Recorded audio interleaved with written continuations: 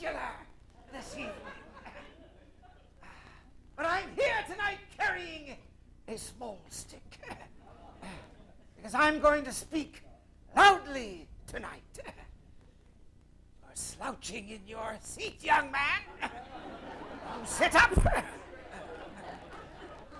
You play sports, young man? No. Where is your mother or father? You're responsible. He doesn't play sports.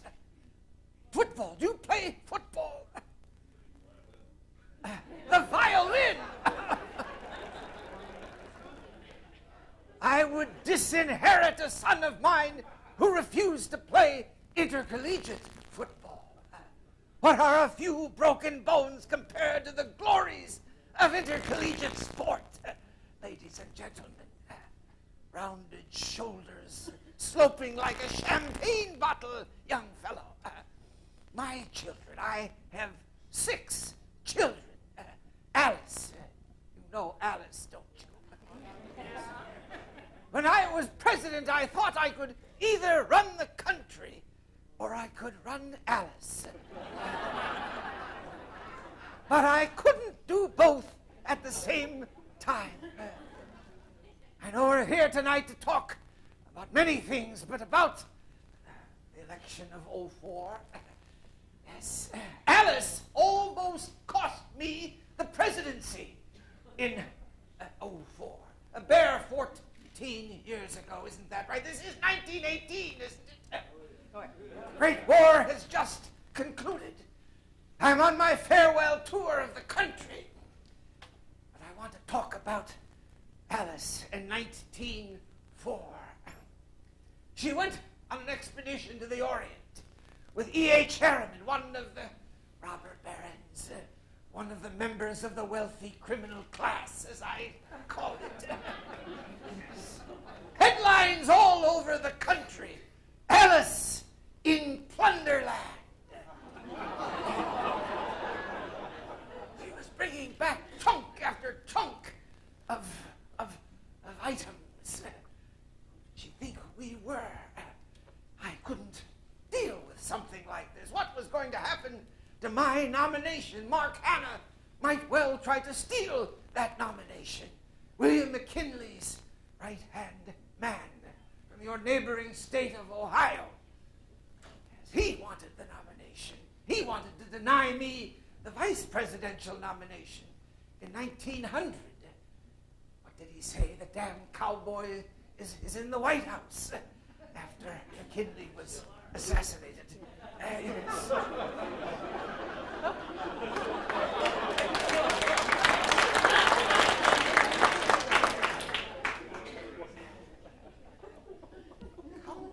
Are you one of the Rough Riders? What was your name, sir? My name? Were you with me? Were you with me up San Juan Hill? Yeah. You were? You remember our slogan, don't you?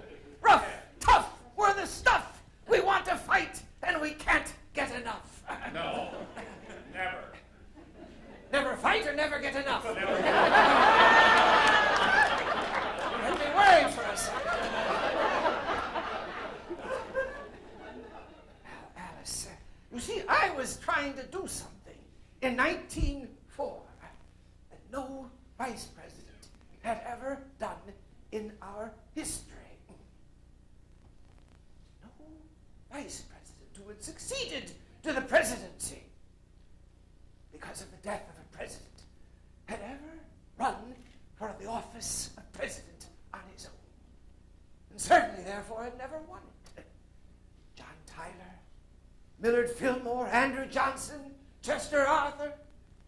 I didn't want to meet that same fate.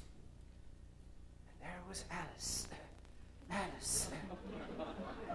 Doing what she could to undermine my presidency. Oh, Alice, you know, she smoked. I forbade her to smoke. I told her she could not smoke under my roof in the White House. You know what Alice did? She climbed up onto the roof of the White House. photographers and had pictures taken of Alice smoking on the roof of the White House. Alice, she was born 2 days later. Her mother died. Memories like that must be left until they're too dead to throb any longer. My mother and my wife died on the same day, on Valentine's Day, 1884. I was serving in the New York Assembly. My brother Elliot sent me a telegram that I must hurry home. So our mother and my wife Alice were dying at the same time. And they died together. And Alice, there I was with my daughter Alice. My sister, Mammy, Anna, her given name, really raised Alice. I married again 2 years later. I thought it would be immoral of me to marry a second time. I worried about that at great length. But I did marry Edith Carew in 1886, and we have Ted Jr., we have Kermit, we have Archie, we have Quentin. What's your name, young fellow? Simon John, a very good name. Now, if you would only play sports to go with it. And another daughter, Ethel. Elephant Johnny, I call her. She has legs like bedposts. We would go on great marches all over Washington, D.C. When I was president. We would do the same thing on Long Island, point-to-point marches. Nothing would stand in our way. And I would continue to do that as president. I had my tennis cabinet, I called it. Not the official cabinet, my tennis cabinet. Gifford Pinchot, my conservationist, was in that tennis cabinet. The British ambassador, Sir Cecil Spring Rice, the best man at my second wedding. And Speck von Sternberg, the German ambassador. And Jules Jusserand, the French ambassador. All members of my tennis cabinet. We would get up before dawn, and we would go out and we would march across Washington. We would ride horseback through Rock Creek Park. We would swim the Potomac naked. Except for the French ambassador. He always wore gloves.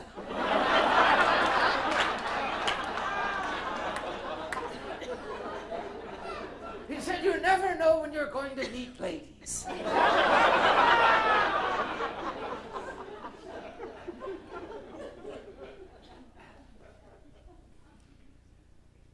My Democratic opponent in 1904, Judge Alton B. Parker of the New York State Court of Appeals. He had been a long-time opponent, a long-time Democrat. He had been an opponent of mine in the New York State Legislature 20 years before. Democrats return to power, ladies and gentlemen, as a dog returns to its vomit.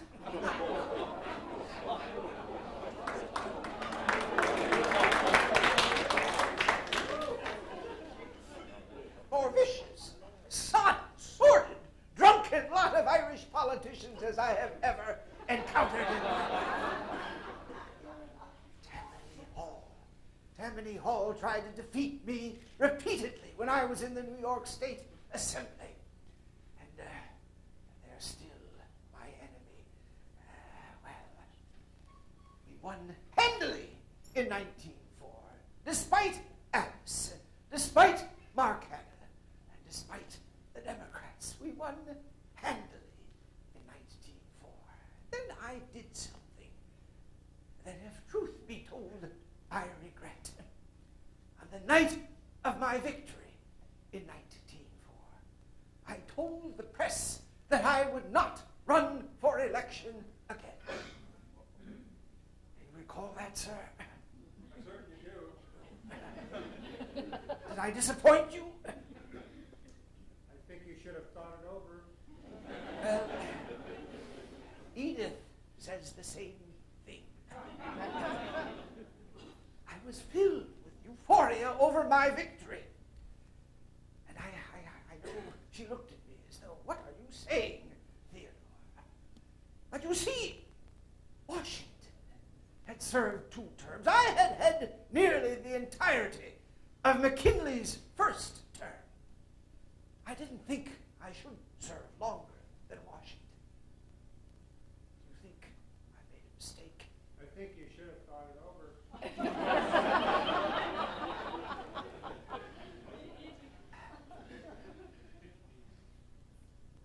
7.5 years was, I thought at the time, plenty. I had been criticized then because I came back and ran in 1912. But it wasn't a violation of my promise, was it really? Just because I say I don't want a cup of coffee at this moment does not mean that I don't want a cup of coffee ever again.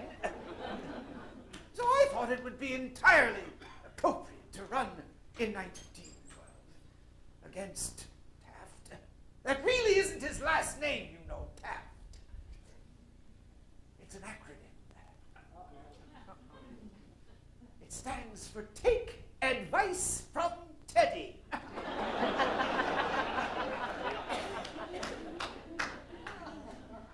Fortunately, he didn't do it often enough. William Howard Taft.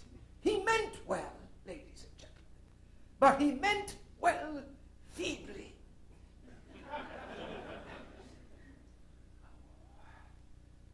He was my own hand-picked successor.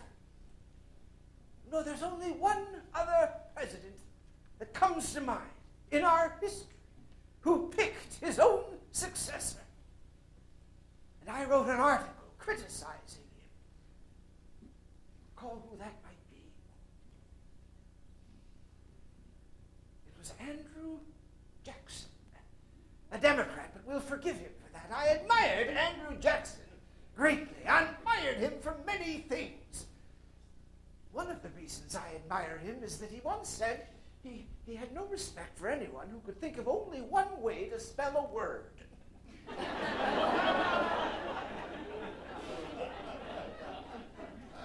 liked that. His willingness to stand up and defend this country, I like as well.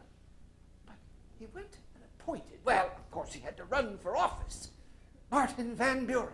He handpicked his successor. And I wrote an article, back in the 1880s, criticizing Jackson for doing that. And then I went and made the same damn fool mistake myself. Taft. He wanted to be Chief Justice, and perhaps one day he will become Chief Justice. But he made a very poor president. And I was entirely within my right, and had ample reason to come back and challenge him in 1912. And I assume you will have questions about that in a little while, but I will defend that decision.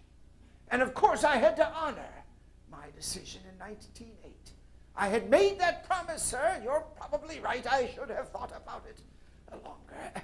But I had made a promise, and I was going to keep that promise, and did not run in 1908. But I want to go back to 1904, just a few minutes more. My Secretary of State, does anyone recall my Secretary of State?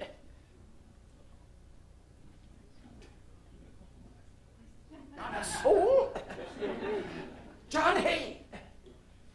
John Hay, on the day of my victory, you know what he gave me?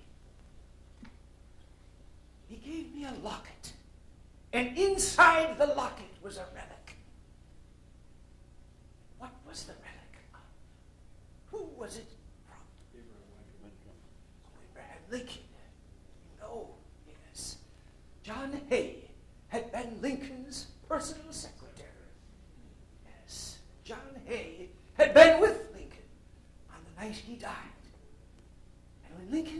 he snipped some hair from Lincoln's head and saved it and put it in that locket for me and gave it to me on the day of my victory.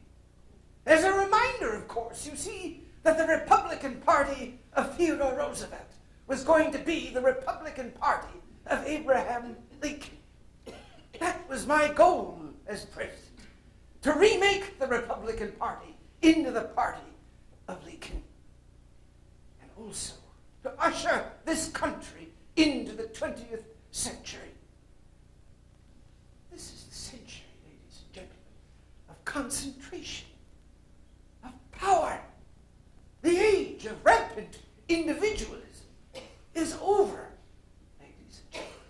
The age of Thomas Jefferson is gone. Thomas Jefferson, am I among friends?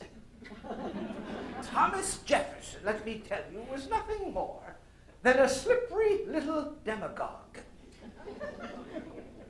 Preaching rights. Preaching rights instead of duties. We have a Bill of Rights we need for the 20th century, ladies and gentlemen, a Bill of Duties, obligations that we have to our country, obligations that make this country into a great power. We cannot permit the William Jennings Bryans of this world to dictate American policy. Bryan and his arbitration treaties.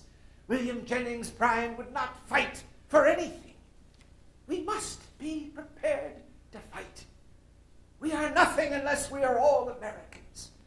And we will not be a nation unless we are prepared to fight as a nation.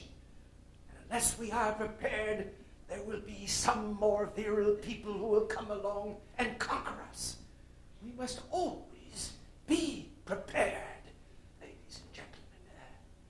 Peace is a prize that does not tarry long in the hand of a coward, and the fool and the weakling are no improvement at all over the coward. That was Bryan at his core. The coward supported, if truth be told, only by farmers whose gate hangs on one hinge.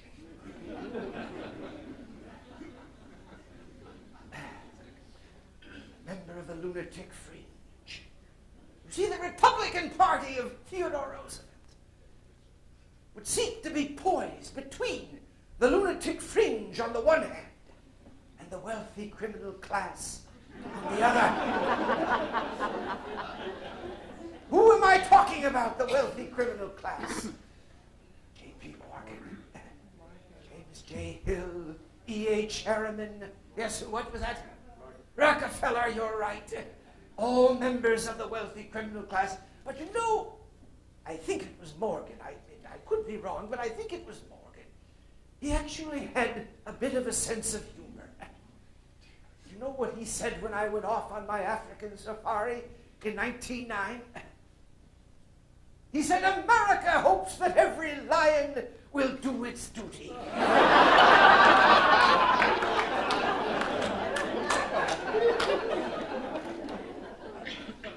I didn't go on that expedition simply to hunt. Of course, I love to hunt, and still do. But I thought I should get out of the way, get out of the country, and let Taft have the field to himself. I thought I was doing the honorable thing. Why did I end up in the vice presidency in the first place? Yes. You see, I had come back, you and I had come back from Cuba, right, sir? Yes.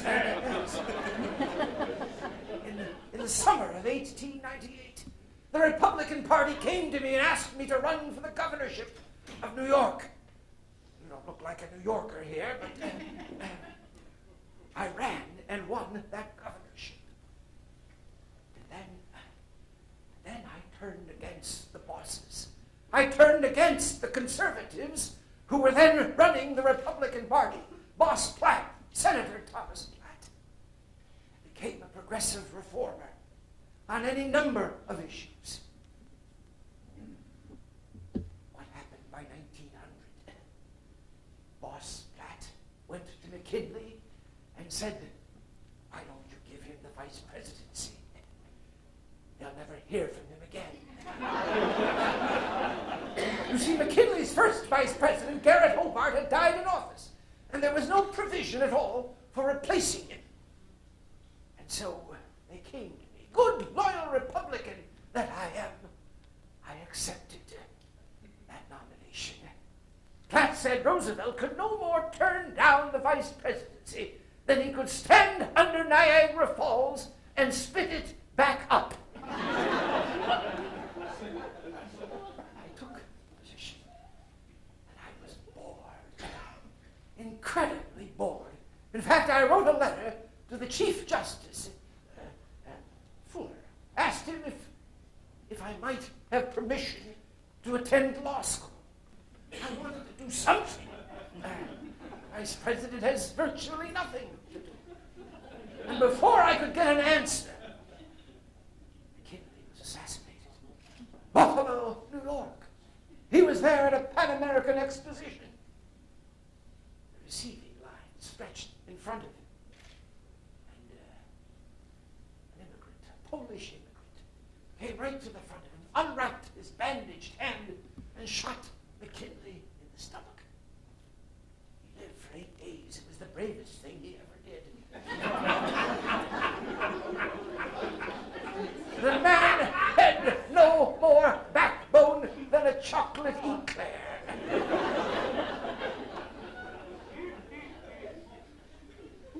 See, when I was Assistant Secretary of the Navy under McKinley, I pleaded with him to go to war to liberate Cuba, not to possess Cuba, ladies and gentlemen. We had no more use for Cuba than a boa constrictor has to swallow a porcupine hind end too. We didn't want that hideous welter of misery on our doorstep. We were there to liberate Cuba. Isn't that right, sir? Yes. And you did it. Yes. Now, were you crawling up San Juan Hill? At one point, I had to turn around and wonder where all my men were. You were one of those. Behind the tree. Well, I understand that there are some of you are anxious for a chance to ask a question. Is that true of you, ma'am? Not at the moment. I don't want to cheat you out of an opportunity to ask a question, so I will ramble on here, but you are entirely free at any moment. Now remember, when you ask a question, address me as Colonel Roosevelt. I am not the president. That infernal skunk, that abject coward, Woodrow Wilson, is in the White House at the moment. You're looking quite pleased at that, sir. Tell us about the Bull Moose Barn. Well,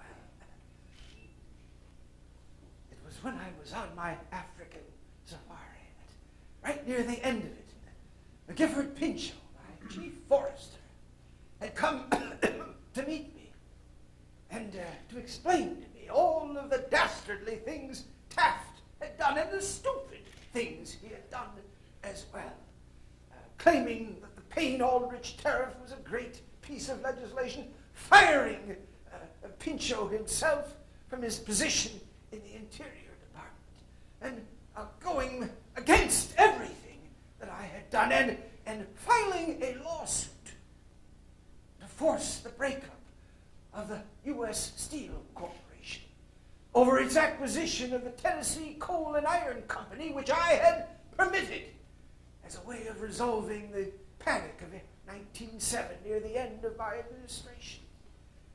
Well, I didn't come back immediately to challenge Taft. I came back to investigate. I was fully prepared to support Taft in 1912.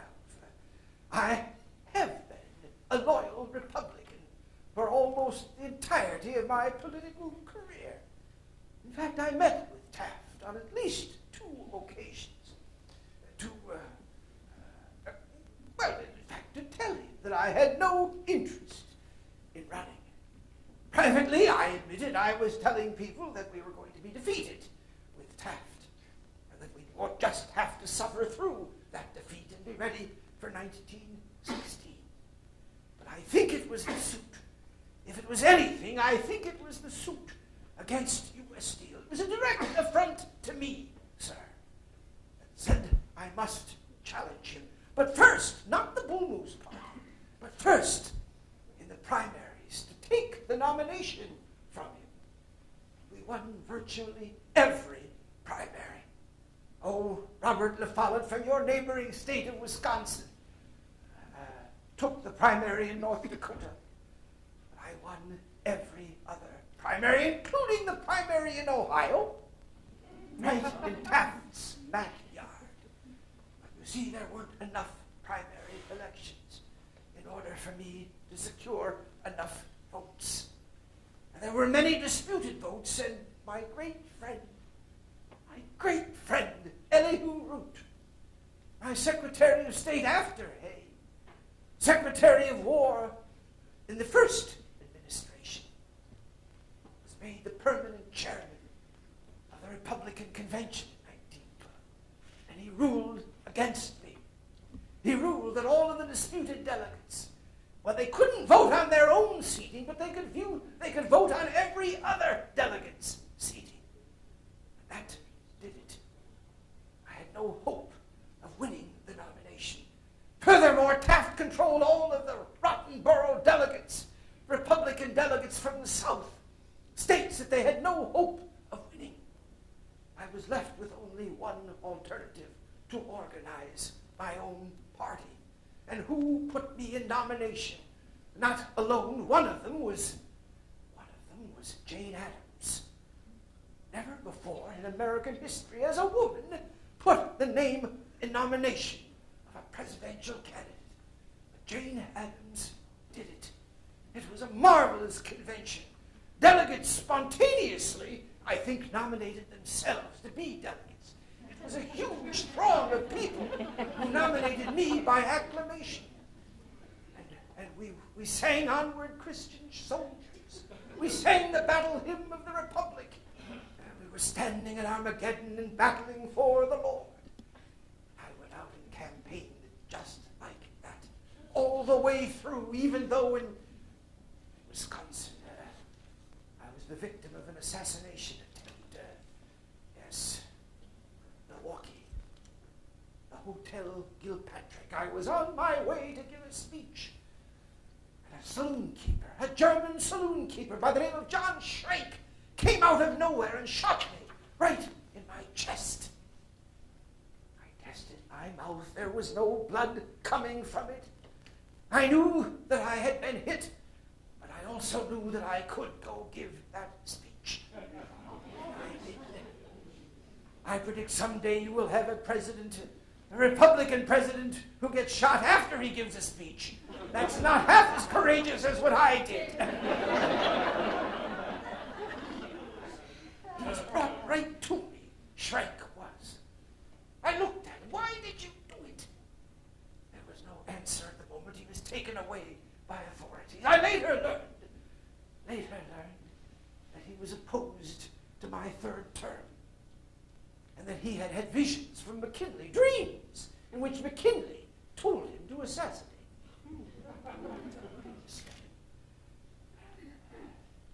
Campaign was unsuccessful, as you know.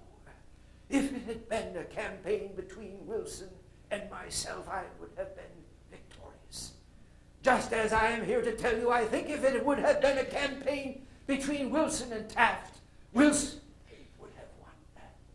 But in a three-way battle, I had very little hope of winning. And I know I made mistakes again. I campaigned in 34 different states in 1912.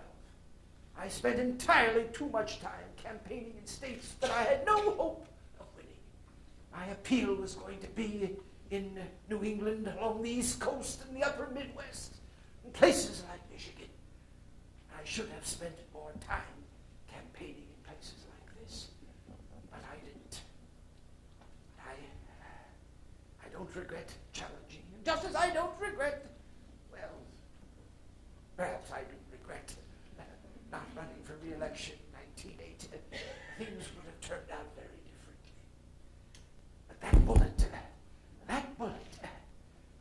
I think I had survived that assassination attempt because I had done what this young fellow needs to do.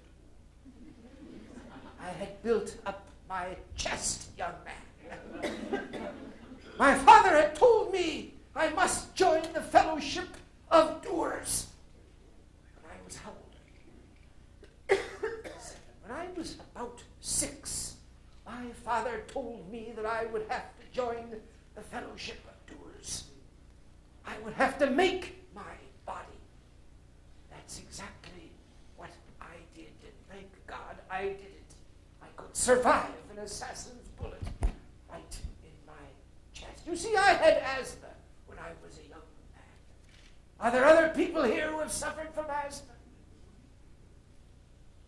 Oh, I know how desperate life can be. You know what a struggle it can be. You know how precarious life can be. Were you young? Yes. I was about 7 or 8. My father would walk me night after night. My father, he got me life. He got me breath. The cure then, temporary, was, I don't know about you, but the cure then was, I wouldn't say cure exactly. It brought relief. Cigars. Cigars and black coffee. The black coffee, yes, absolutely. I love coffee. The most wonderful hour of the day, really, is that hour right before sunrise, when you're having your first cup of coffee in the morning. And for me, it is listening to the birds.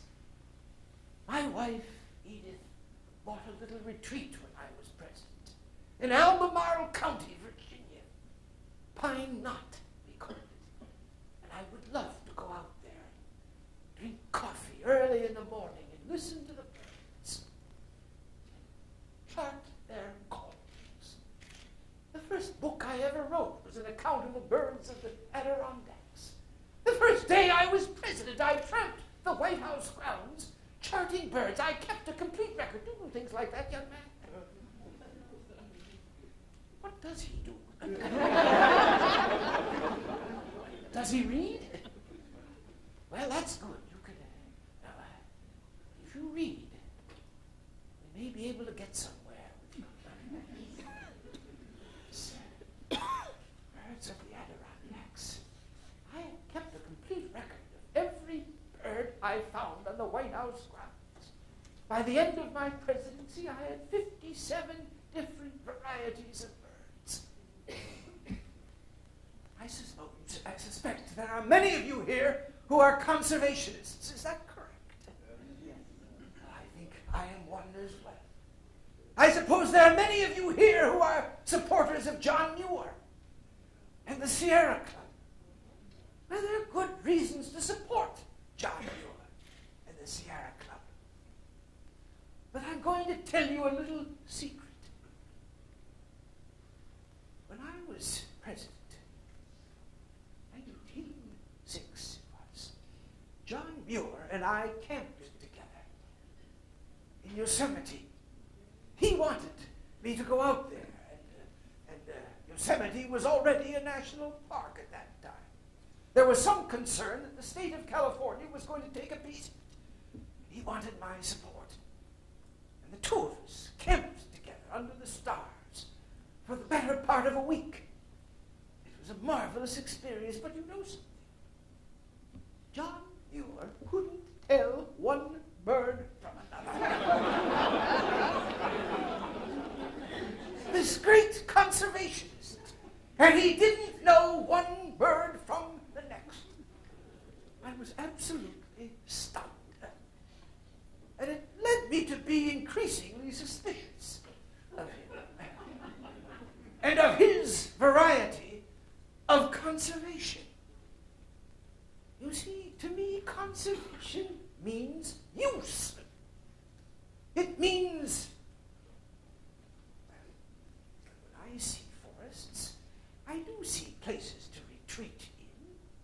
What does the word recreation mean, if not recreate? Recreate yourself. Renew yourself. I accept all of that. But it also means use. Gifford Pinchot said it best. He said, when I see forests, I see the making of prosperous homes.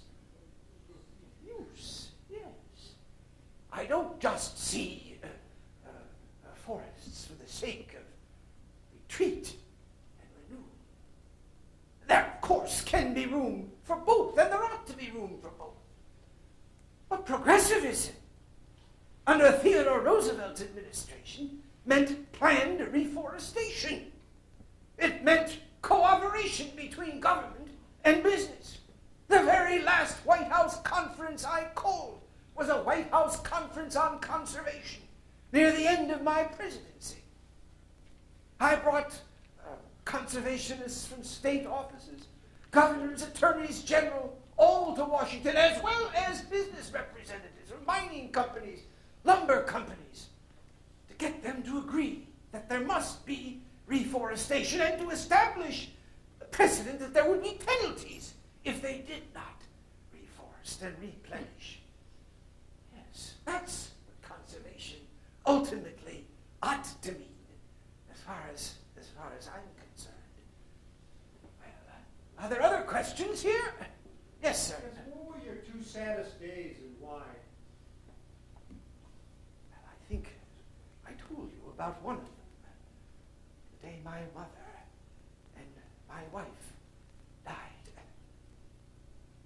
If you're going to confine me to two, I don't know if I could answer that question, because of course there have been more. The day my father died, Mr. Greatheart, we called him, after Pilgrim's Progress, the main character in John Bunyan's book. He was the only man I ever loved, the only man of whom I was afraid. He was marvelous to me. He did something, of course, that I've never forgotten. My whole life was really geared around correcting. He hired a substitute during the Civil War. Another memory that must be left until it's too dead to throb any longer. There were good reasons for it. Of course, there were good reasons. My mother was a bullock from Georgia. He didn't think he could leave, fight against her family. Her brothers fought for the Confederacy. In fact, we were putting together packages to send off to the Confederacy. Those were days of hushed and thrilled excitement as we put together scarves and mittens and clothes to send off to the Confederacy. Yet I was secretly hoping that they would be ground into dust. But my father went around from army camp to army camp, preaching to the soldiers that they send their money home and not let the sutlers who were preying on them, selling them liquor and things of this sort. He did that on his own. He was not paid. He ultimately got the Congress to legislate money, to have a dozen or more men go out and do what he did for free. I was 18, barely a freshman at Harvard, too young to lose my father. But perhaps even worse than that was just this past summer of 1918. Quentikins, my son Quentin, poor, dear Quentikins. He had my eyes, which is to say he couldn't see at all. But he wanted to fight in the war. He wanted to be in the American Air Corps. And so what did he do? He cheated on the eye chart. And he got in. He was shot down just this past July. The propeller was turned into a cross to honor him, to mark his grave. Oh, Edith said it best. Theodore, you can't raise children to be eagles and expect them to turn out to be sparrows.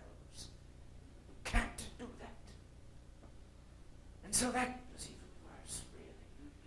Quentikins had just married. His life was just opening up. I can still see him on the White House grounds. He loved baseball. I'll forgive him for that. He carved out a little diamond on the White House grounds. Of course, I wanted him to play football, but he loved baseball and made friends with professional players from the Washington Senators. Do you realize that people are being paid to play baseball? I can't imagine it. Professionalism in sport, ladies and gentlemen, is a sin, as far as I can tell. You're agreeing with me, aren't you? It's an absolute sin. At least football players aren't being paid to play football. Mollycoddle reformers, when I was president, wanted to abolish intercollegiate football, simply because in, I think it was 1906, 18 young men died playing intercollegiate football. They wanted to abolish it. Can you believe that? I called a White House conference. What do you suppose I would do? And brought presidents and athletic directors and football coaches to the White House. And out of it we got regulation. The National Collegiate Athletic Association, created by Theodore Roosevelt in 1906 out of the attempt of women, of mothers, no doubt, of mollycoddle reformers, I don't know a better word than that, who sought to abolish this game. It's a game of conquest. My great friend Frederick Jackson Turner, the historian from Wisconsin, you may have read him. He's written much about the frontier and the significance of the frontier in our history. The census of 1890 told us the frontier is gone. The frontier line is gone. All the more reason for football, that we have the vicarious experience of conquering territory. And that we train young men to cooperate with one another, to get them ready for the 20th century. Again, as I have said before, the age of rampant individualism is over. So the sad things, I suppose, are my personal things. Much sadder than any political defeat. You can sustain political defeats, but death cannot be sustained. Yes? Yes? Yes. As a woman, I was interested in what you said about Alice, and here you just talked about your wife saying, with you train eagles, that was maybe why she was on the roof. But did you ever get any grandchildren? I was talking about my sons. Let's talk about the daughters. How many times did Alice marry? Was she ever really happy? Did she give you any grandchildren? Well, she hasn't given me any grandchildren at this point. She married, and is still married, to Nicholas Longworth from Ohio, a member of the Congress from Ohio. It wasn't a match made in heaven, as far as I can tell. But I can't speak for her about her happiness. We have had a meeting of the minds since her childhood. She has been a great supporter. She was a great supporter during the Bull Moose campaign of 1912. And in all honesty, she wasn't trying to deliberately submarine my campaign in 1904 at all. Not for a minute. It was just in her nature.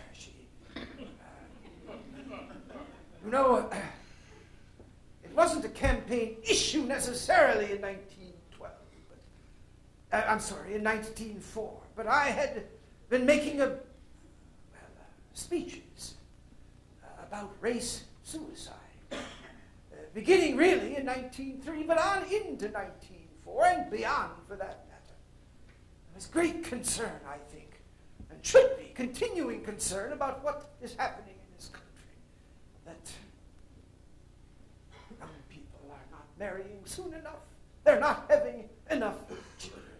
They are committing, particularly white Anglo-Saxon Protestants, race suicide. Well, Alice created a race suicide club. So, at this point, I suppose the good thing she doesn't have children. Good thing for the children, yes. What was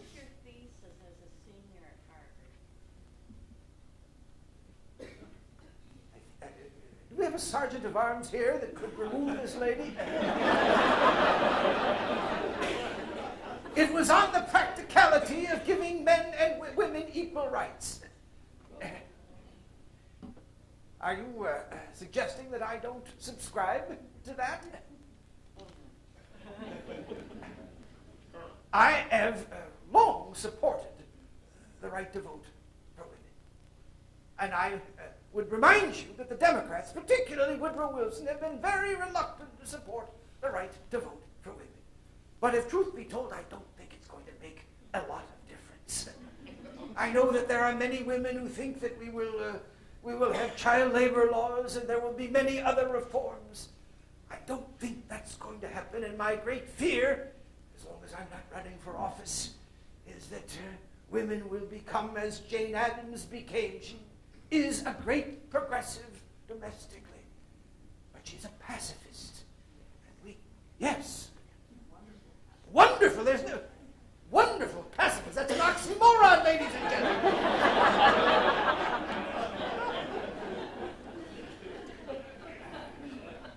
Woodrow Wilson was a mere pacifist. Well, would you have preferred that California and Texas remain part of Mexico? As a former Spanish teacher, I think it would have been the right thing. I'm reconsidering the right to vote instantly here. Yes. Yes. What was your impact on going west on the presidency? Well, I would never have been President of the United States had I not had that experience in the West. It made me who I am. It made me, really, sir. I could never have become president had I not gone out into the West. You should have seen me out there when I had my bark on, when I was really something. And I would recommend to anyone to have that experience. I went out the first time with my brother Elliot. We went as far as Moorhead, Minnesota, hunting. We were barely out of our teens. I didn't make it out into the Dakotas on that one, but I got a glimpse of what the West was about. Yes, poor, dear, departed Elliot. Swelly he was when we were children. Skinny I was called. He's gone now. He had a daughter, you know. Eleanor.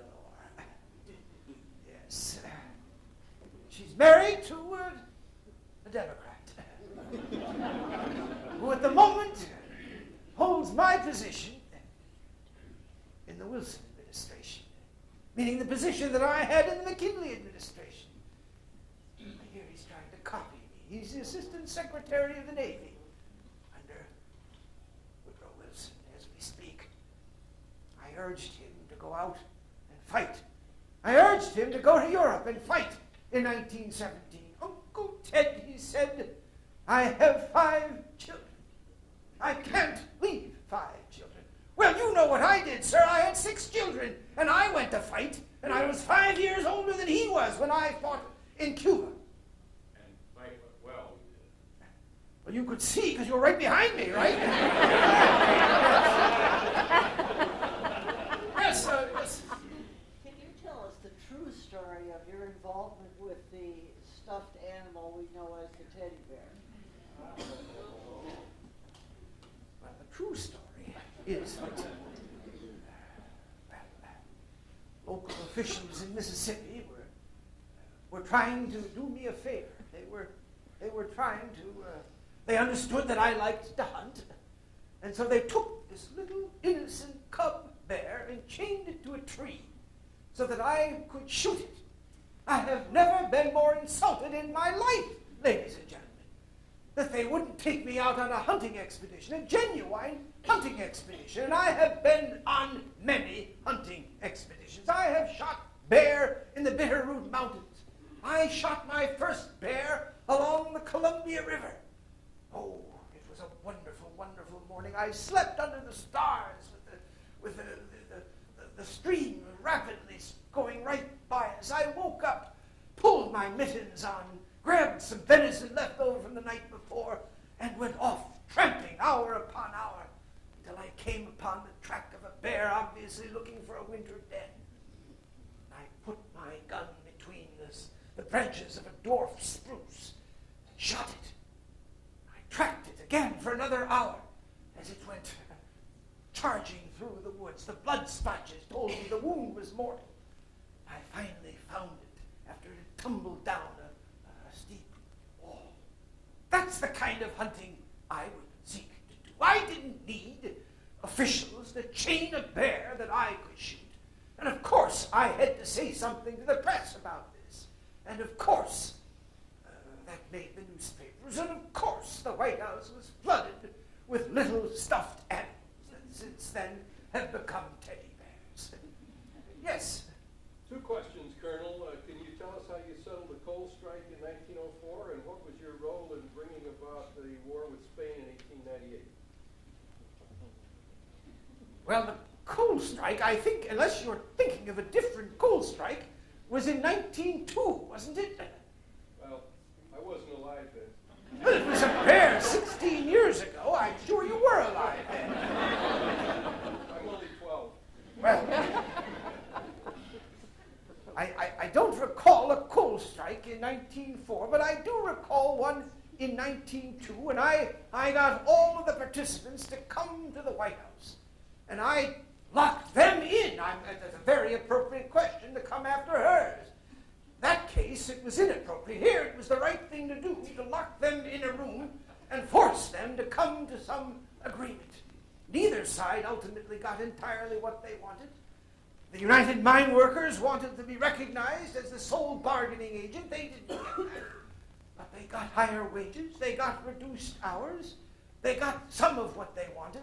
And for the first time in American history, sir, the President of the United States did not automatically weigh in on the side of capital. It was one more step to make the Republican Party into what it should have been from the beginning, the party of Lincoln. There are all kinds of instances in our history, aren't there?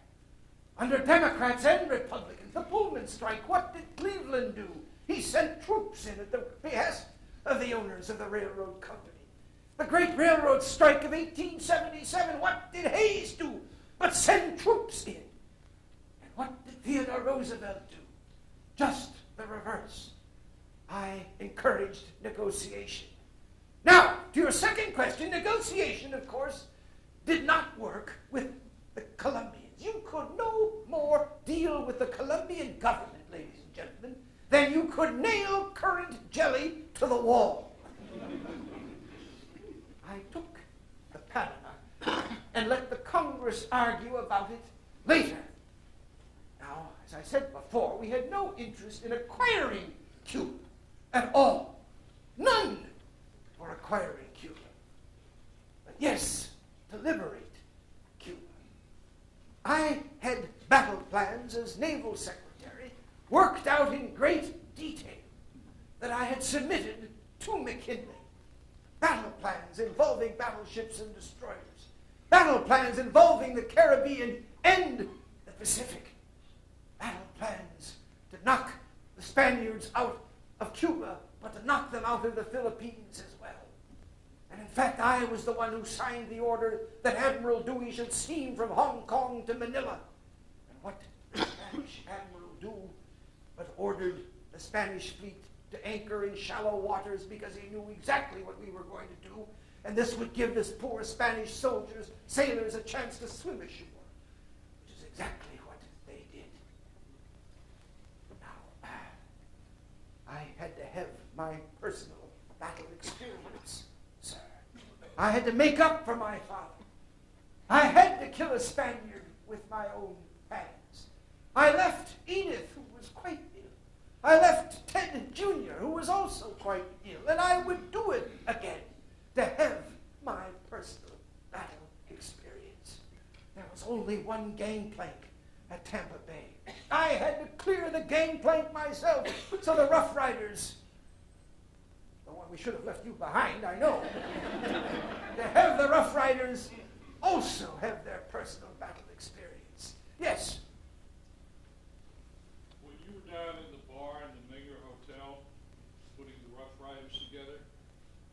What did you give them to drink to get them to follow you? You're talking about San Antonio? Yeah. You think I had to give them drink to get them to follow me? Yeah. I will deny it till my last breath that I had to give anyone drink to follow me. You wouldn't require drink to follow me. Yes, sir. After Instant Fire, how many were involved? You have a supply line to supply the people involved in that? Well, of course. It was extensive, both Americans and Africans. My son Kermit was my primary accompaniment. And he went on my trip up the Amazon, up the River of Doubt, a few years later. Kermit, he was the one who in many respects is most like me. Edith says he's the one with the blonde head and the black heart. But, we got 296 animals in all. We wanted a water buffalo, we wanted a rhinoceros, we wanted an elephant, we wanted a leopard, we wanted a lion. I got all of them, every last one of them. An elephant, I remember tracking the elephant, and I loved stepping in the steps of the elephant, huge steps. And I saw it, and I shot it. A massive head, but you know it has a very small brain. And I knew it was going to be difficult to bring it down. The first shot didn't bring it down. The second shot did. Down it came. You have to get the skin off the elephant within, perhaps an hour, or it's absolutely worthless. We did exactly that. And then we roasted on pronged sticks elephant heart for dinner that night. Elephant heart. Yes, there was someone. Yes, sir. I heard that in North Dakota you went after your mother and wife died, and this you gained credit for that for your health. You regained health for going to North Dakota. Can you tell about your experience there? Well, it wasn't the first time. I had gone out there the year before, and again, not for a matter of a week or two, but a matter of months.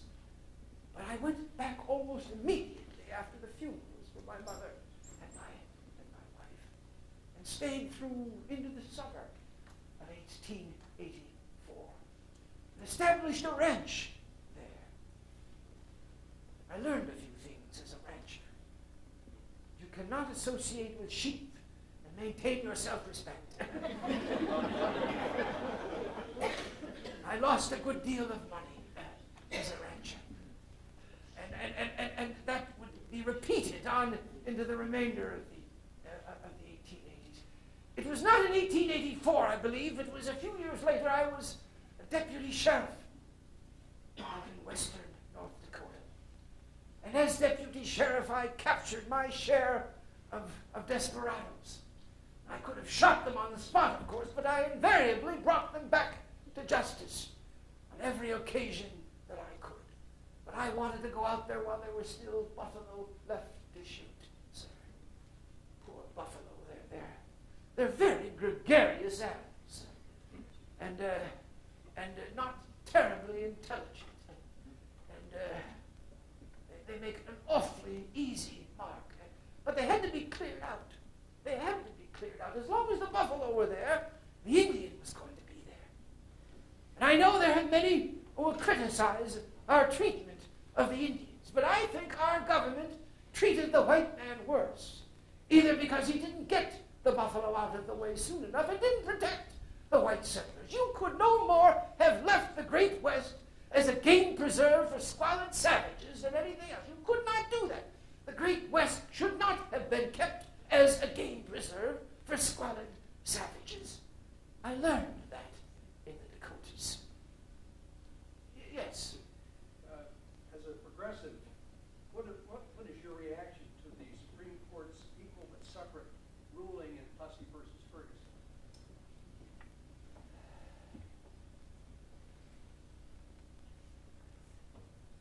Well, that's a difficult question. I if you recall, invited Booker T. Washington to lunch with me in the White House early in my presidency. And I was criticized roundly for doing that. And I believe that Washington is absolutely right. That we must, that the decision itself was understandable but mistaken. I am, at this point, much more interested in criticizing the Supreme Court for other decisions than this one. This one will ultimately be proven wrong.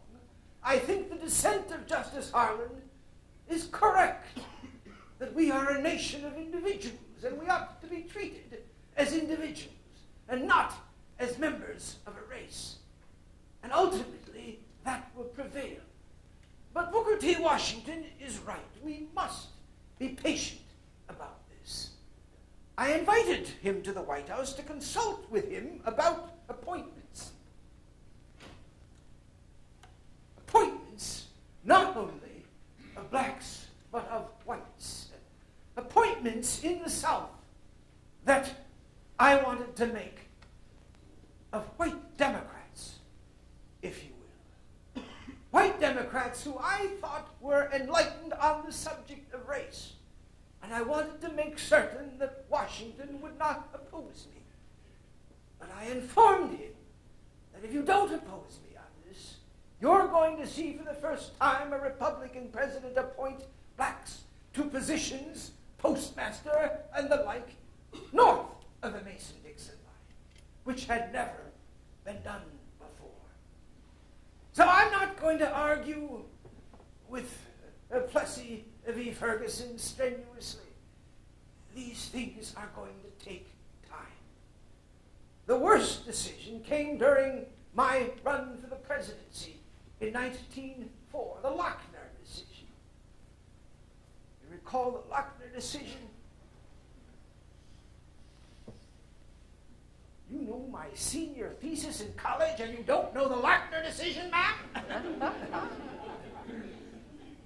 The Supreme Court struck down a New York state law regulating the hours of work in the baking industry. They said it was unconstitutional. And in a sense, they used the same logic of Justice Harlan, that we are all individuals in this country. We are free individuals, and a worker and an employer are free to enter into any kind of a contract they wish to enter into. And the state legislature has no business interfering. But I didn't see any constitutional principle involved here, really. In other words, I thought that if the New York legislature, in its wisdom, thought that this was a reasonable law, that that law ought to be sustained. After all, when it comes to the marketplace, we are not entirely equal. And there were issues of health, flour dust and the like, that the state had a compelling interest in regulating. And the court overturned that. And that was a more immediate concern to me, to the point where in my Bull Moose campaign in 1912, and I almost regret that I didn't raise it as an issue in 1904, was much more concerned then about issues of unemployment compensation and workers' compensation and things of that sort. But it was time by 1912, I thought, that we ought to have the right to recall judicial decisions, state judicial decisions, mind you. I was not going to interfere with the federal court, but state individual decisions. Well, I've digressed a bit from the Plessy versus Ferguson case. But again, it was of course, my goal that the Republican Party be the party of Lincoln. And yet, Washington, I think, understood the need for deliberation on this one. Yes, sir. What was your most challenging experience being the police commissioner of the New York Police? My most challenging task as police commissioner of New York, dealing with corruption. Dealing with corruption within the police department. And secondly, dealing with, well, the New York City Council would pass laws closing down liquor establishments, and then, of course, the police would be bought off by the owners of those establishments. And they knew it. They would pass those laws to please part of their constituency, knowing that the law would not be enforced by the very police themselves. That was the most difficult problem. And I don't know that I ever completely solved it, but I don't know that any problem is ever going to be completely solved. Yes, sir.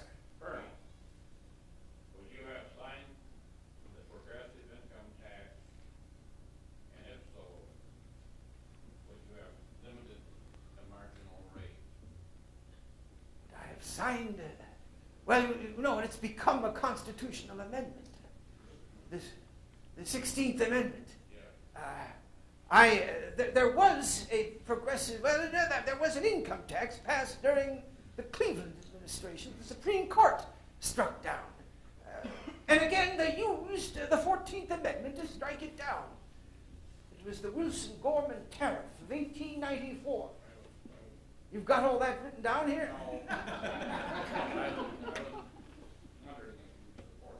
Well, I didn't support it at the time, but I have come to support it. And a progressive income tax, especially during this great war, that we had to confiscate wealth in order to fight this war. It must be fought democratically, and I mean small d democratically. The original income tax, I believe, was incomes $4,000 had to pay a 2% tax. And the Supreme Court struck that one down because it discriminated against those who made more than $4,000, because it wasn't uniform. And I was a police commissioner of New York and busy shutting down saloons at the time to get too worked up about that Supreme Court decision. But as I have grown older, I have come to see the necessity, and particularly given this great war, for an income tax. And an inheritance tax as well. Yes? Colonel, are you spending a great deal of time in Sagamore Hill these days? And second question, have you read any good books? I'm always reading. I've read every one of the books I've written. And I would recommend any one of them to you. I'm not spending enough time at Sagamore Hill. I have been on the road campaigning for Republicans in the fall of 1918. Woodrow Wilson asked that politics be adjourned during this great war, and then in the campaign he urged that the Congress be returned to the power of the Democrats. He asked us to be silent, and then he turned around and campaigned against us. And I got out and left Sagamore Hill in order to campaign against him, and we have secured Republican control of the United States Senate, and my great friend Henry Cabot Lodge will be chairman of the Senate Foreign Relations Committee, so we'll see what kind of a peace treaty is going to come out of this war that Mr. Wilson will present us.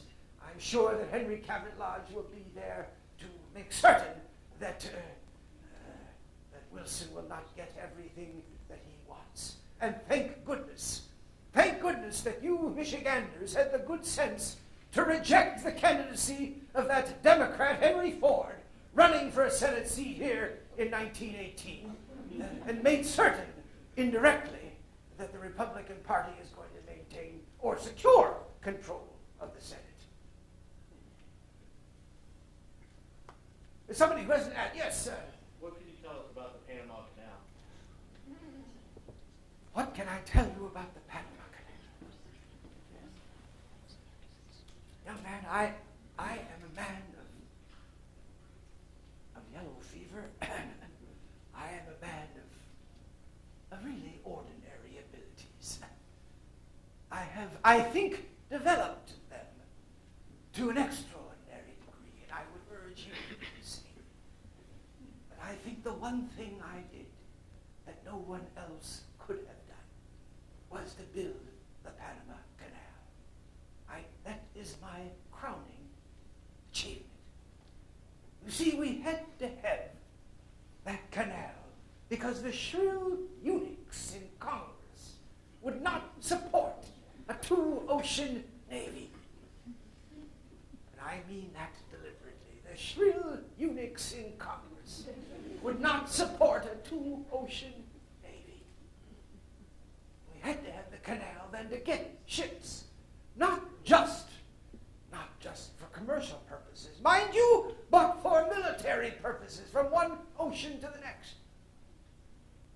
And might I tell, do we have time? How are we doing here? Never before had a president of the United States developed war plans. I was the first to do that. Not that I was anxious to go to war, because I wasn't. And aside from the minor fracas in Panama, not a single American soldier had a shot fired at him during my presidency. If you are prepared for war, you won't have to fight a war. The Caribbean had to be an American lake. My great concern was that the Germans had their eyes on the Caribbean. I was never concerned about the English. But the Germans might have their eye on the Caribbean and use some debt collection issue to send their fleet there. We couldn't abandon the Caribbean. But we also, of course, had to protect the Philippines. We had acquired the Philippines. And I inherited a war there. I must admit, perhaps I fudged a bit. There were some soldiers who died in that one, yes. But it was a war that I inherited, sir. And a just war. A war not unlike the war to subdue the Great West. But by the middle of my presidency, now it was not a great issue in 1904.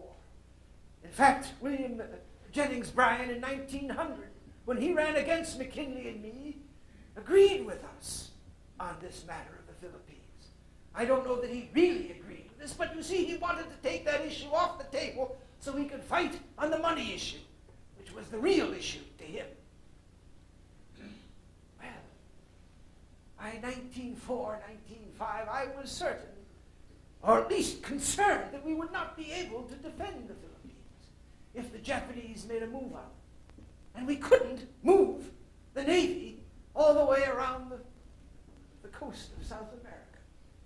We did not yet have the Panama Canal. So I had to develop another war plan. The first, mind you, was called the Black Plan, directed at the Caribbean. And our primary enemy was Germany, and we would fight to defend the Caribbean as our sphere of influence. The Orange Plan, directed at the Philippines, said that we could not defend the Philippines. If it came to that, the Japanese were my likely candidate. Japanese were going to make a move, I feared, on the Philippines. In fact, my last letter to Taft, when I left the White House, a letter of advice, Philippines have become, our Achilles heel in the Pacific. We can't defend them. That was my concern. So the Orange Plan, a secret plan, which I can tell you about now, called for a retreat to a place called Pearl Harbor. If the Japanese would make a move on the Philippines, we would retreat to Pearl Harbor and let them take it. And you see, I then negotiated executive agreements. We can be on the up and up about that now, since I'm out of the White House. Executive agreements with the Japanese in 1906 and 1907, giving them control of Korea, giving them control of Manchuria, if they would keep their hands off the Philippines. That was the promise. One last question, sir? Yes. Yes, Colonel, if you had won your election in 1912, do you believe that you could have prevented the World War, and how would you have gone about that? Oh. I believe I could have prevented that war by letting everyone there know that the United States would support England. that we could have blunted the German thrust by doing that. Germany, you see, violated one of the canons of civilization. Civilized powers should never invade fellow civilized countries. The only just war is a war against the barbarian. But what did the Germans do but invade Belgium on their way to knocking the French out? Now, when it came to that, I must say I was not prepared immediately that the United States go in. But after the sinking of the Lusitania in May of 1915, and after I heard Woodrow Wilson say there is something to be said about being too proud to fight, when I heard those words, actually I read them. They were at a ceremony. He had gone to Philadelphia at a ceremony honoring newly naturalized American citizens. Used it as an occasion to say America should be an example to the world of how people from different backgrounds can get together and cooperate and live together. Therefore, he believed we were too proud to fight. What a terrible lie. What a terrible thing to say. We should have gone in at that moment. I know the German ambassador issued a warning in April of 1915. He put ads in newspapers in New York telling American citizens not to get on the Lusitania, that it might be fired upon. You know what I would have done? I would have broken, had I been president, diplomatic relations with Germany. I would then have ordered the German ambassador onto the Lusitania. Well, let me conclude with these words. Ladies and gentlemen, it is not the critic who counts, not the one who points out how the strong man stumbled or how the doer of deeds might have done them better. No, the credit belongs to the man who is actually in the arena, whose face is marred with dust and sweat and blood, who knows the great enthusiasms, the great devotions, and who spends himself in a worthy cause, so that if the day comes when he is defeated, he will never, never feel defeated. Thank you very much.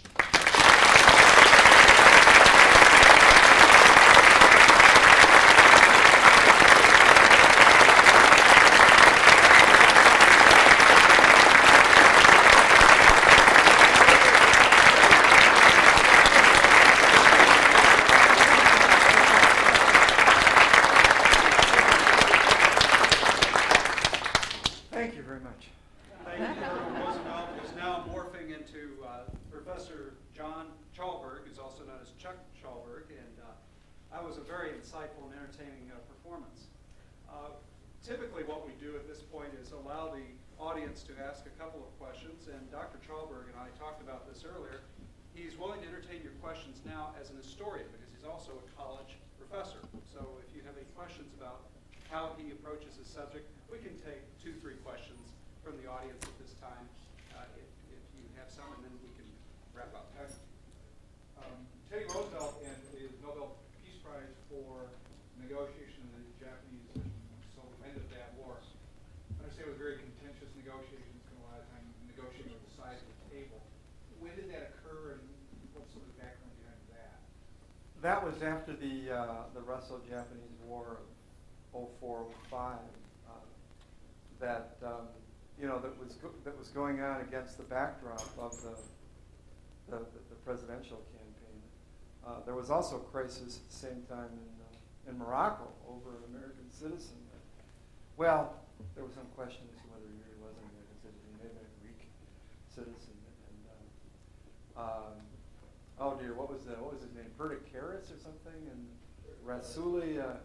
The statement that got read at the convention, we want Perdicaris alive and Rasuli dead, and the place, goes up and erupts in applause. But the Russo-Japanese War dragged on. Everyone thought, of course, that the Russians were going to win, and they didn't. And they lost badly. And Roosevelt was quite concerned. I mean, it is really part of his. Early on in his first years in the White House, he really thought Japan was, as he put it, playing our game in the Pacific.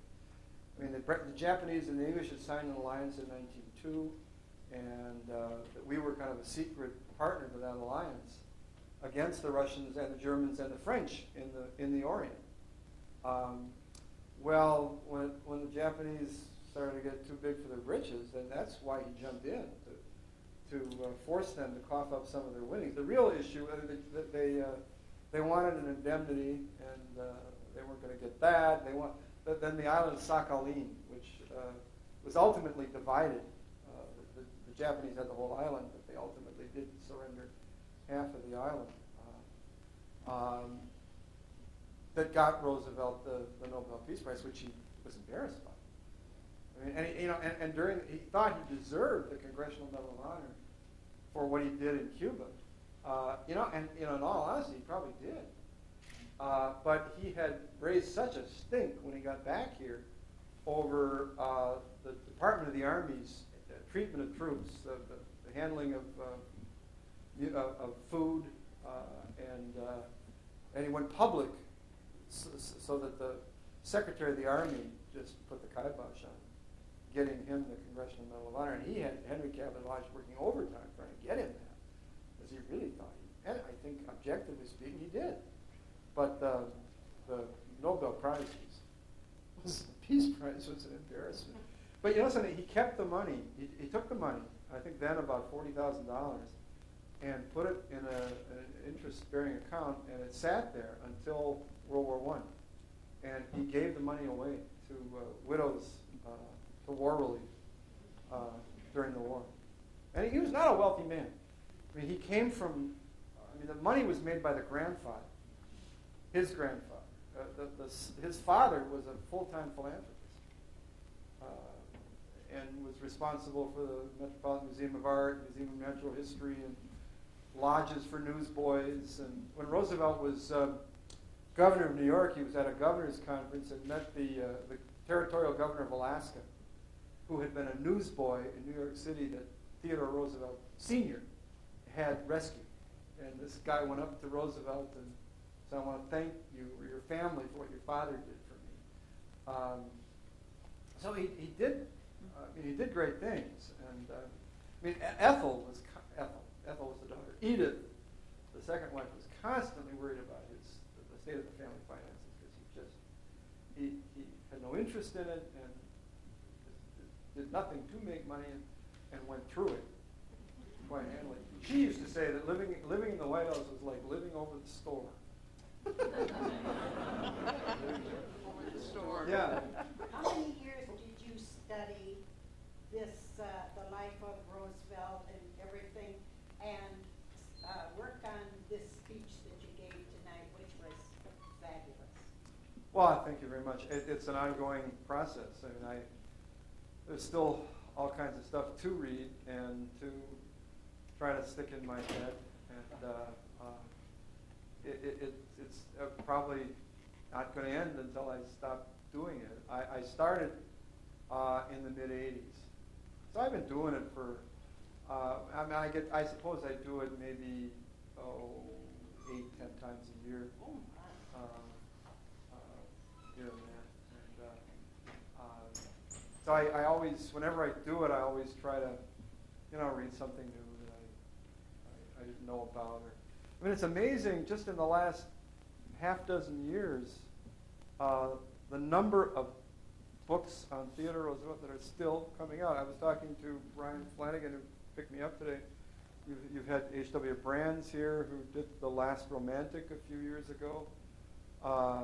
Edmund Morris, just a couple years ago, came out with the second volume. The third volume on his post-presidential career is yet to be published. Catherine Dalton came out with a full book within, the last couple of years. It's amazing. He's one of these characters like Lincoln and Ben Franklin. Again, in the last few years, a number of major books on Ben Franklin have come out.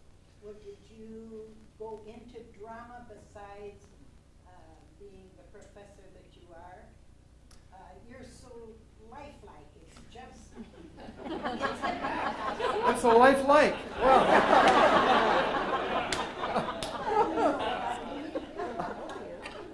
well, I took voice lessons. I mean, he had a very high-pitched voice that is tough to get, and I've heard about a 15-second clip of TR inciting the troops, politically speaking, in the 1912 Bull Moose campaign. And the irony is that Woodrow Wilson, whom he thought was an effete snob, had this wonderful, deep speaking voice. And TR had this squeaky, high-pitched voice. So and sometimes when I try to do it that way, and I do a British character, G.K. Chesterton, and I'm doing this, and I'm thinking, I'm going to start sounding British doing this. And I gotta worry about that. But I've had some voice lessons, but no, I've just I started doing it in the classroom just to spruce up regular lectures, and it's kind of grown from there. Oh, well, that's very kind of you. Thank you. Yes, sir. Yes, in doing your Roosevelt scholarship, have you had any assistance from the Roosevelt family? And if so, do you have any impressions of them that you could share? No, I haven't. And I contacted the Roosevelt Memorial, what's his Gable, John Gable, who's in charge of it. Yeah, I got back, he's not here today. I got back a very snooty letter from him saying, "Thank you very much. I will file it with the other 6 people who do this." And that was the last I ever heard from him. I met, one quick story. I met I did a show. Actually, it was a Chesterton show a couple of years ago out in Seattle, and met a fellow there who heads the Discovery Institute in Seattle, who is married to. Oh dear, I think a granddaughter of Ethel. And he met Alice. They went to her Massachusetts Avenue apartment. This would have been in the 70s sometime. She died, I think, about 1980. And she had a picture of Eleanor on the mantle. And, they hated each other. And I'm sure this was a rehearsed line. And he looked at the picture and took a deep breath, and said, "I'm surprised that you have the picture of Eleanor here." And her line was, "Oh, poor dear Eleanor. She did so much for so many, and so conspicuously." No, one thing, back to your question for just a second. She had a daughter. Alice had a daughter named Pauline that was born after TR died. So I couldn't say anything about, and there's great controversy over the father of Pauline.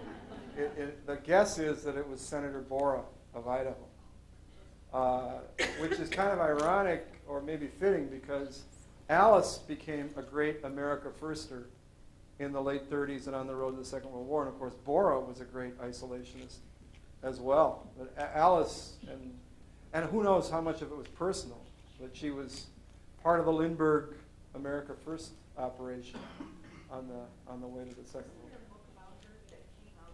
Yeah, there is she has a biography. There is a biography of her. I can't remember who wrote it at this point. Ted Jr. and his son were the only father-son combination on the beaches of France on D-Day. Is that right? Yeah. He was assistant commander at Utah Beach. He was also the oldest, I think. And he died about, a month after? Yeah, a month later he was going to be commander of 90th Division. He had a heart attack. Yeah, he was, mid-50s, something like that? And he had named his son after the dead brother, Quentin, from World War I. And Kermit killed himself. Kermit committed suicide during the Second World War in Alaska, search. And Archie, I think, I've read this, I think it's true, is the only American soldier to have been given a full disability for service in both World Wars. I mean, Teddy did a number on those kids. You know, the funny thing is that Ted Jr. really wanted to be a military guy. And TR did not want his kids to go to West Point. He wanted them to be, he didn't like career military people. His limited experience with it was not good, and he didn't want his kids to. And that's what Ted Jr. wanted to be and should have been. And he tried to have a career in politics, which he wasn't very good at. I mean, he lost the governor's race to Al Smith in the early 20s in New York, and he just, it wasn't his forte. And here was TR, who really was a great politician. He dabbled with things military, but really he was a politician, and he was a good one. Yeah. Ted Roosevelt was such a dynamic, overwhelming, energetic man. When he finally left Washington, I'm curious to know what his last years were like, because he lost influence, he lost a steady audience, all that energy. Well, I think the trip up the river at Doubt in 1914, the spring of 1914, did him in. He should have died there, and Kermit saved him. He wanted to be left for dead. I mean, he had infection that set in, and he was just horrible. I don't think he ever recovered from it, because he died I set this right at the end of the war, so I can talk about as much of his life as I possibly can. He died in early January of 1919, and he was just 60. And he was gearing up to run in 1920. He would have been 61, 62. And Harding was, of course, the alternative. And ironically, in 1912, Harding gave the nominating speech for Taft. And he went through, William Howard Taft went through every Republican president as Lincoln was. I can't remember all of them. And he went through every one of them, and he got to Roosevelt, and he couldn't, and he stopped, and he couldn't say Roosevelt's name because Roosevelt was the one that was challenging Taft by this point, as your predecessor, and then left it silent.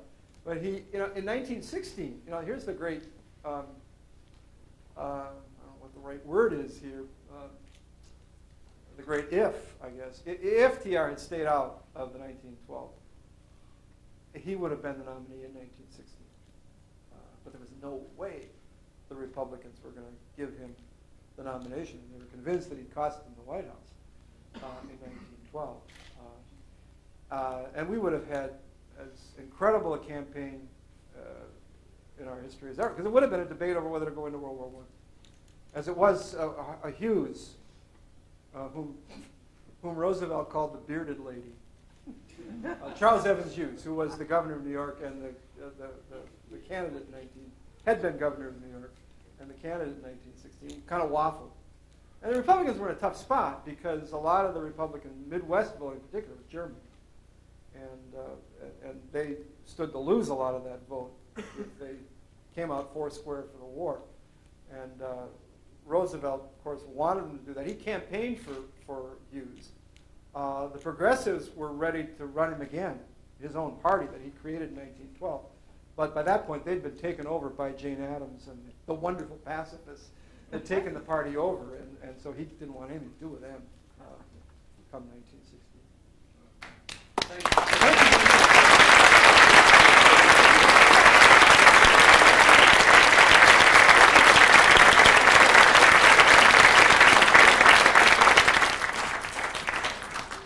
Way out of Dodge, make sure you stop and get punch and cookies out there. And let me just say real briefly, please, that great programs like this don't just happen. They come about because of a good collaborative relationship. The relationship I want to acknowledge tonight is that goes on between the Ford Foundation, Ford Presidential Museum here, and Grand Valley State University, specifically the Hauenstein Center for Presidential Studies. Very honored to